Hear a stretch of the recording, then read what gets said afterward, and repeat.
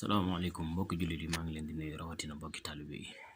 garab boobu ngeen di gis moom la ñuy wax nature guro waaw boobu mooy dox ci jigéen ñi nga xam ne dañoo tuuti wala ñu sew te bëgg am yaram boo xam ne nag naturel lay doon yaay moom sa yaram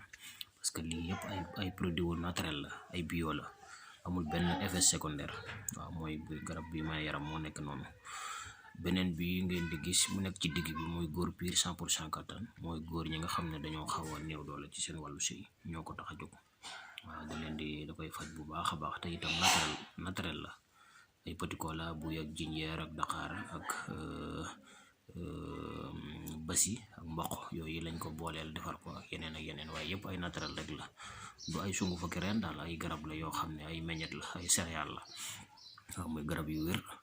bii ci des tamit mooy estomac ak ulcère estomac xam nga lu sonal nit ñi la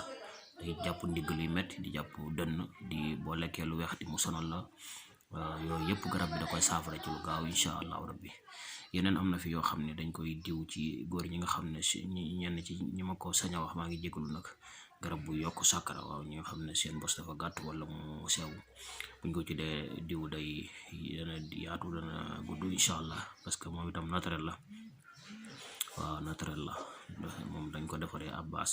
à la base de karité lañ ko liggéeyee ak fenugrec ak yeneen yu mu àndal ok am na beneen boo xam ne ci mbokk jigéen ñi ñoo ko moom muy dox ci hanche ak chien ñi nga xam ne dañoo bëgg am ay hanche yu rafet ak ay chien yu rafet macha allah ñu baal ma ci kàddu yi ñoo ko tax a jóg kon daal ku mi sa yitte rek mën ngaa woote ci numéro yi incha allah am na en gros am na demi gros itam waaw.